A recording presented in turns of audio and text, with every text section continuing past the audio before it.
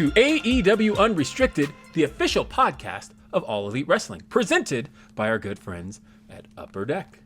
Collect your favorite wrestlers in 2024 Upper Deck AEW and start your trading card collection today. Unwrap, autograph, memorabilia, and premium tech inserts, and visit upperdeck.com to learn more. Folks, I'm Will Washington, but I'm not alone here. I'm never alone on this show because Aubrey Edwards is also here. Aubrey, holding down the fort last week. I was, yeah. You were a little indisposed at the moment, so as evident by the actual podcast, it's like, something's wrong. Let's call the refs and see if we can fix this. Look at that. That's great. Right? It's like, when life imitates art, this is wonderful. It is. And it was a fun conversation. It was me and Bryce and Mike Posey. It was great. But I'm so happy you're back. I'm also happy that Upper Deck sent us some new packages. First off, they sent me this cool, awesome mom sweater, which is like oversized. I'm going to cut it. Well, would you call it that? Because I was going to say I got one too. Right. Well, then it's a dad sweater. It's like, it's a gender neutral sweater. It's whatever you want it to be. There we go. Yeah. That's my mom's sweater too. Yeah. Very 90s. I don't know. I like it. Yeah, I'm moving in that direction. But then they also sent us these awesome Allure packs, which are the new ones that have just come out. Ooh, fancy. Yeah. I got 2 boxes, so I'm excited. I'm going to open one today. But we've got on the front, we've got Hikaru Shida, we've got Julia Hart, we've got Cope, and this is 8 cards per pack. Ooh, I like how fancy it is. It's like sideways, weird. Yeah. No, you got this cool carton, and I want to open a pack. Carefully opening this to not hurt any of the merchandise. Ooh, okay, I'm already excited. Ooh, I got a great set. Yeah. They're all shiny. Oh my goodness. Look at these. Oh, dude, all right, first these are off, so shiny. We've got my good dear friend, the CEO. Hell yeah. Mercedes Mone. Who else we got here? I have someone she faced in a title defense for her TBS championship. I have a Queen Aminata. Look at that. I have somebody else who's famously challenged for the TBS title. I believe she was the first challenger for the TBS title. I've got Sky Blue. Hey, I love it. I'm very excited that I pulled this card because I love not just promoting our on-screen talent, but also the people that maybe don't get a lot of on-screen time, but still make our show as great as possible. I have Alvaro, who's one of our Spanish commentators. Oh my God! I had no idea he had a card. I'm going to bring this to work and be like, "Did you know this?" Yeah, make him sign it. I'm just going to let him keep it. Like, I've got here an aerial allure, and we've got our good pal Zay hitting the air here. Nice. I have what they're calling a color flow, because all of these are very like silvery backgrounds, whereas this one is a very elegant Will Ospreay with lots of colors. I have a color flow as well. All right, check this out, because mine is orange, fittingly for the one and only Orange Cassidy. Almost called him by his real name. Shouldn't do that. But yeah. Yep. Oh, these are great.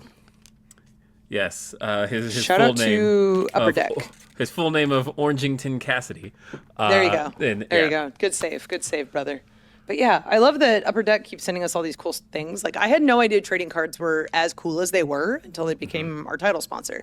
Because, like, I grew up with, like, baseball cards, which is like, cool, here's an updated picture of said pitcher with their new stats.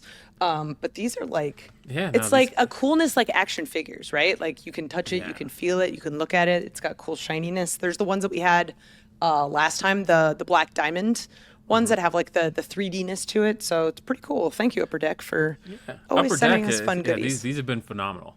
Thank you, Upper Deck. These have been very, very cool. Absolutely. But you know what else is phenomenal? What we've got going on this weekend in Brisbane, Australia. I'm so stoked to have this show. I'm not stoked for the travel. I think it's like a 20-hour travel day to get out there. But this Saturday, AEW Grand Slam, February 15th at the Brisbane Entertainment Center in Brisbane, Australia. You can watch it immediately following the NBA All-Stars Saturday night, coast to coast on TNT. And of course, you can stream it on Max because streaming on Max is the new home of AEW. And it's been awesome. I've loved being able to like tell my friends, oh, you already have Max? Yeah, no, definitely. Like, go and watch us. And the ease of of, I talked about the first day that we launched on Max. I had posted about the searchability function, and I think we almost take for granted how convenient that really is. But to be able to just put in a date and Dynamite, and you will pull up, as long as it's available, you can pull up that episode, is actually really cool. And if you want a pay-per-view that's available on Max, you can just search by the pay-per-view name, which is actually kind of cool.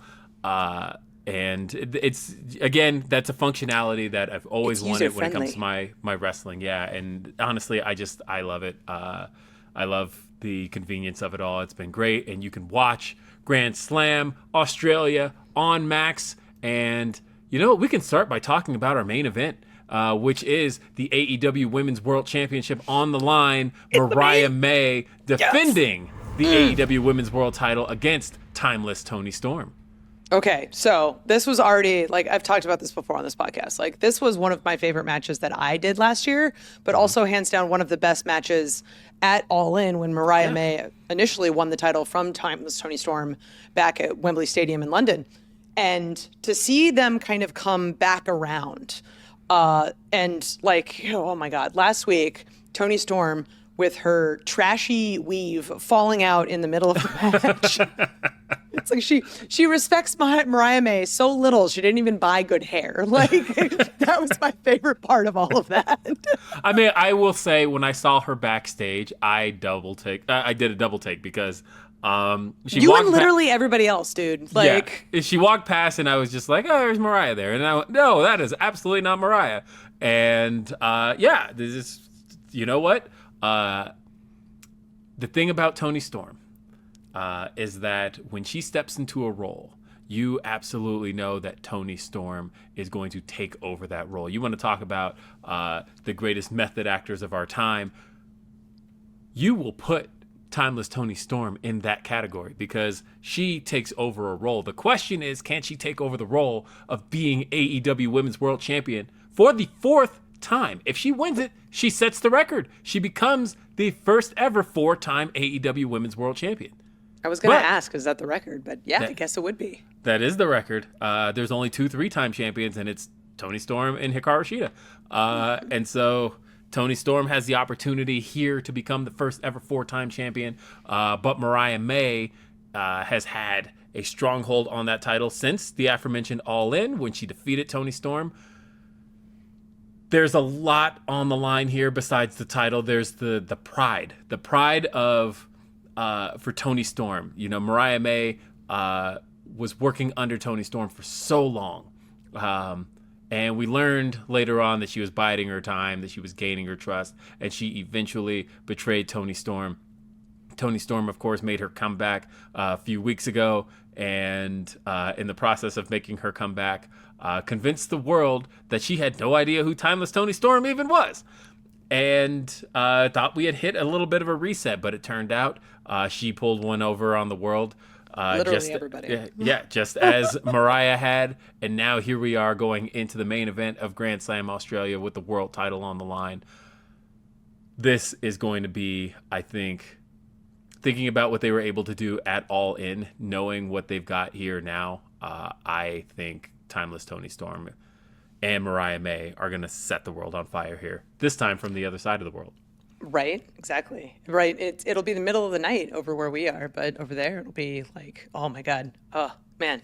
This match makes me so excited because Mariah could win, Toni could win, and ultimately the real winner is all of us, because this storyline has been my favorite storyline in all of wrestling for as long as it's been going. I think it's a great testament to everyone that is involved in this.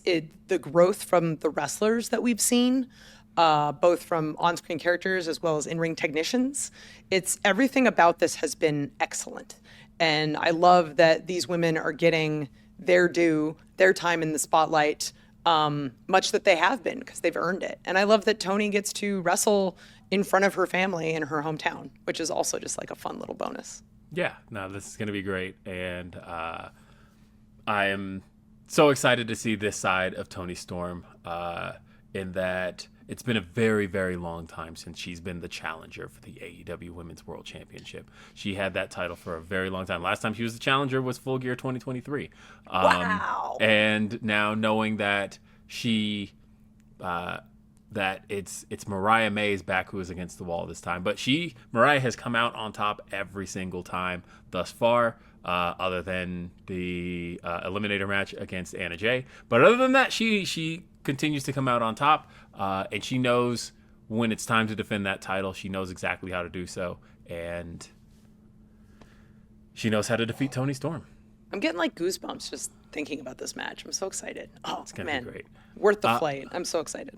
Well, continuing on our theme of our Aussie friends, Buddy Matthews, another Aussie native, a member of the Hounds of Hell, is going to be challenging the AEW Continental Champion, Kazuchika Okada.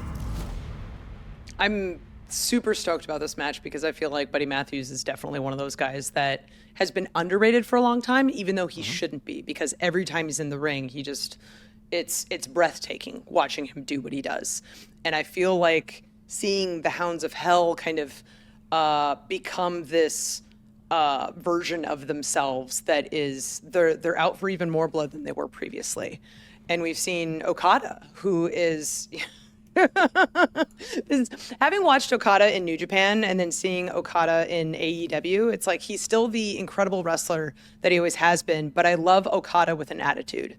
He's fantastic. Yeah, I mean, the way he has been able to make one word his own over the last year has been so great. And I think it's even worse for him when you insinuate that he is one, because all of a sudden now you have like opened the floodgates for who Okada is, and the way that Buddy Matthews called him into question last week on Collision, and the way you could almost see everybody, every fan in Houston go, "Oh, buddy, I think we're about to see another side of Okada," and we're about to see. It's not to say that the new Okada hasn't been just a whole heap of fun, but you don't want to know what that old Okada is going to unleash on Buddy Matthews, and the way that Buddy Matthews pulled that out of him, I don't know. And the other piece I find interesting is that, again, we talk about kind of home court advantage and the fact that Buddy Matthews is in his home country. And there's, I think, a lot he's going to want to prove to this audience that has been hungry and starving for AEW as long as they have. And now knowing that you get to be one of many guys on this show who have the opportunity to bring some gold home. The way Buddy Matthews has been able to step up in the rebirth of the Hounds of Hell, I'm really looking forward to this match. I think this has the potential to steal the entire show. Absolutely. Yeah, and I'm very much looking forward to Okada and Buddy Matthews. Same. And I'm looking forward to talking about the rest of this show that's absolutely stacked. Coming up here on AEW Unrestricted after a quick short break. Unrestricted. This is AEW Unrestricted. Aubrey and Will talking about the amazing and the wonderful show that is happening this weekend, AEW Grand Slam Australia, this Saturday, February 15th at the Brisbane Entertainment Center in Brisbane, Australia. It is AEW's debut down under. I'm so excited. I know that I will at least be able to see koalas because Madison Rain found a place that smartly upsells you. They're like, if you want to hug a koala, it costs $10 more. And I'm like, that's an easy way to make $10. Yep. And, you know, Grand Slam has always traditionally been a show that I think has delivered on such a grand level. Like when I think about, you know, I remember being at the first Grand Slam and seeing from the crowd Bryan Danielson versus Kenny Omega and how just awesome that was. Like you can see when the Snapdragon, when Kenny hits the Snapdragon on Bryan on the stage, there's me like right there front row, just like jaw on the floor. I'm going to go back and watch this now. and having been at all the Grand Slams since, because I've worked for AEW since. It's always an amazing show, and it's always been a blast to put on. And to now take Grand Slam as a concept overseas and to deliver it to Australia in the way we're about to, I think is very cool. And to get to see some of the title matches that we're putting on, because Aubrey, what do we have next on the card? Ooh, man. Okay, we were talking about some Aussies in the last segment. Here's a nice card I just pulled for Buddy Matthews. We've talked about 2 Aussies on the card, Toni Storm and Buddy Matthews, but we can't talk about Grand Slam without talking about probably like one of the MVPs of AEW currently, Miss Harley Cameron, who is just completely blowing up in the way that she should be. Like, we've all known her to be absolutely hilarious, multifaceted, extremely talented, gorgeous, all of the above, and a phenomenal wrestler. And now she's getting a chance to take on Mercedes Mone, the CEO for the TBS Championship in her home country. I am so excited. I cannot tell you how stoked I was to see the Harley halftime show where she's playing on a guitar and a puppet is in a baby Bjorn on her back. That was so good. It was so good. It was so good. And like the way the mouth was just agape while Mercedes is talking, and you like, you can't even like focus on anything Mercedes herself is saying, because this puppet Mercedes is just like, okay. That's all I saw online was just clips of like the puppet and Mercedes in the same frame. And it was so wonderful. Like it's the kind of thing that is written so perfectly for the people involved, right? Because who would have thought you have a wrestler who's an incredible singer, but also a ventriloquist? And like, I've seen her live. She actually did a ventriloquist set on the Jericho Cruise, along with like 12 other performance acts that she did. Harley's quite literally an MVP of just the women's division. She's incredible and wonderful, and I'm glad she's getting this opportunity. But Mercedes has had this title for quite a long time now, and yes, we've seen her in her entire career be absolutely dominant. She has had incredible matches on pay-per-view. She's had incredible matches on television. She's great on the mic. She's just all over, like, one of the greatest female wrestlers ever. One of the greatest wrestlers ever, in my opinion. So to have her face Harley, who only recently finally won a match on Dynamite, this is going to be a really interesting match. Collision. First match on AEW. How about that? Yes, AEW TV. She won her first AEW TV match. There we go. It's very, very clear. Yes, pardon me. But to see both of these two in the ring, I think they're going to actually tear it up. It's going to be really good. You know, it's crazy. We've talked on the show how good of friends we all are, and knowing Harley personally, and how much she truly wanted this match. We saw it on TV play out in a way where she was asking Mercedes at every turn to get this match in her home city, in her home, to make sure that she has the opportunity to challenge Mercedes for this title. But what was so interesting is that, you know, she was banging down the door for this match long before we saw it happen on TV. This is such a dream opportunity for her, and to know that she has the chance to make history in her home city by winning only her second TV match in doing so. Be wild. It would be wild. But just to step in the ring with Mercedes Mone like this, I think is also already just a huge milestone for her. And it is. And it's extremely intimidating. As someone who's officiated a good chunk of Mercedes matches since she joined AEW, it's like I was always a huge fan of her. And there's not many people that I get kind of like nervous around because they're all coworkers, right? But her, I get nervous because of just the presence that she brings. So it's like Harley's got a lot ahead of her. She does. I think Mercedes is really hard to bet against, right? But I think that with this being such a major opportunity for Harley, and the fact that she already has her first win under her belt, why stop here? She's on a roll, man. Win the gold. Take it home. You heard that crowd chant "Feel the Wrath" in Houston Yep, and they started chanting for Harley. She will definitely have these fans behind her in Brisbane. The question is, can Mercedes hold off both the crowd and turn back the challenge of Miss Harley Cameron? Also, shout out to Houston, which was an absolutely phenomenal crowd. I was at home watching Collision and was just like, this is so great. These, like, can we bottle them up? Yeah. It's one of the things that's great about Texas, right? It's like knowing that we have All In coming this summer. I'm like, yes, all of them. Please go to AEWTix.com, buy tickets, come to our biggest show of the year. It's going to be insane. And shout out Bun B for bringing the Trill Burgers.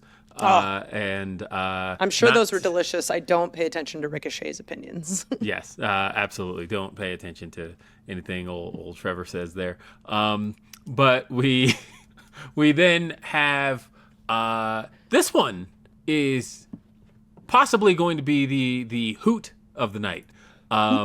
Yes, this one is definitely going to be a wild one. We've got a Brisbane brawl. The Death Riders, Jon Moxley, AEW World Champion Jon Moxley, and Claudio Castagnoli teaming up to take on Cope and Jay White. Yeah, this one's gonna be fun. Like, I always love matches that are like city name and brawl, like street fight or whatever it may be, because I always like to see the kind of interesting twists whatever city may play into it. And who knows? We've never been in Australia. Jon Moxley is like a psychological crazy person, so I'm sure he's thinking of all new kinds of violence that can take place down under. I'm stoked for this match. Yeah, I think that there's a lot of implications here. We know Cope wants a shot at the AEW World Championship at Revolution. Jon Moxley not interested in giving Cope that title match. And then at the same time, you've got New Zealand's own Jay White, who isn't too far from where this match is taking place. Jay White, I think, has a lot to prove. He has defeated Jon Moxley in singles competition before, and he, I think, is ready to get that singles title match that he has been fighting for this entire time, to know that he gets the team with Cope. I saw somebody note, which was kind of cool, that there you go, with the Adam Copeland card. Get the Copeland card. Somebody had noted that Jay White was in attendance for what we thought was Cope's last match in 2011.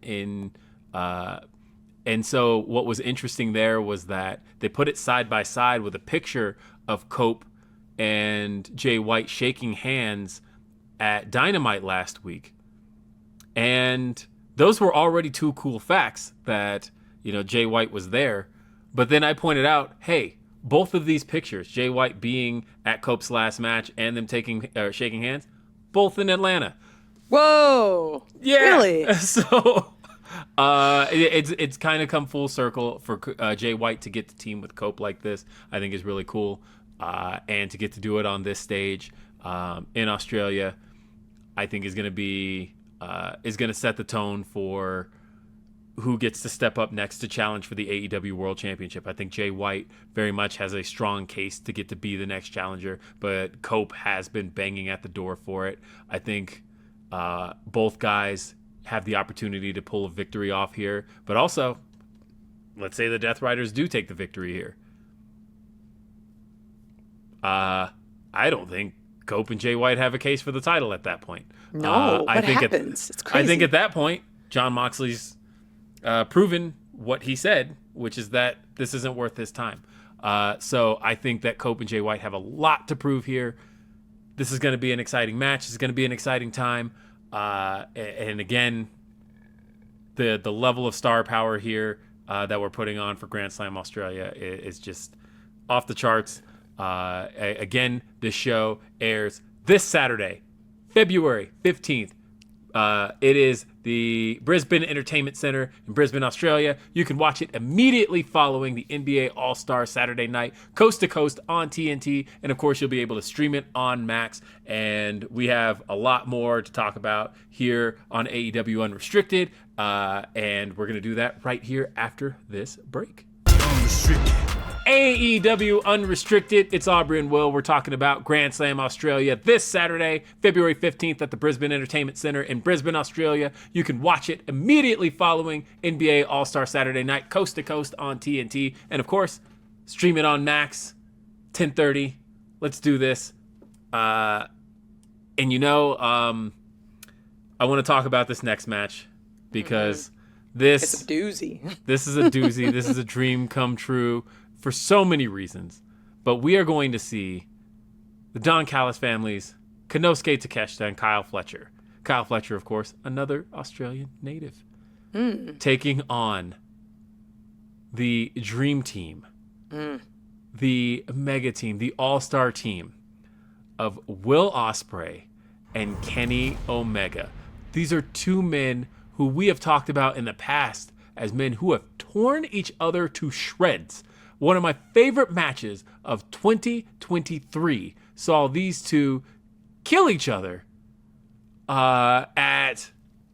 saw it twice in 2023. We saw it at Wrestle Kingdom in New Japan, and then they brought it over to Forbidden Door where they went even further. It was wild. It was wild. These two have never, ever held back when it came to the words they've thrown at each other. They have said some crazy things about each other. Will Ospreay has come on this podcast and talked about how he felt about the things Kenny Omega had to say. And to see these two on the same page, because if there's one person who can bring their hatred together, it's Don Callis. And Will Ospreay, Kenny Omega, Dream Team. This is so exciting. I'm so excited to see these two team up and take on the AEW International Champion, Konosuke Takeshita, and Kyle Fletcher. I think, I talked about how Okada and Buddy Matthews could potentially steal the show, but I think these four men have a very firm grip on it, and it may be very hard to pry it out of their hands. This is one of those, this is a pay-per-view match on free TV.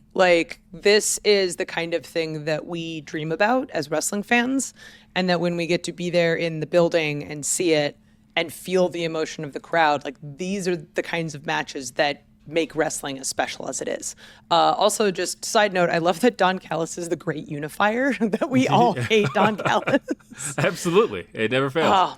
So I just want to call back to the incredible, I think it was Dynamite, the incredible opener. It was just a segment where we saw Kenny Omega and Will Ospreay climbing scaffolding and then jumping off of it. I don't know how Will didn't break his ankle in this, but to have a challenge made while you're hanging from scaffolding in the air on a microphone, there's something so impressive about that.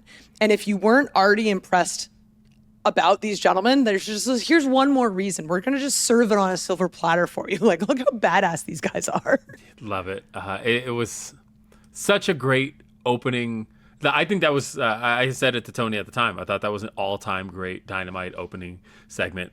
And to now see it come together in this match at Grand Slam Australia, I think the fans in Brisbane are going to be in for quite a treat. Oh, yeah. This is the match probably I'm looking forward to the most. And you can't keep saying that because we're all looking forward to every match. I know. It's but almost like the people on the creative team are really good at what they do. And then, like I said, this match is going to be something special.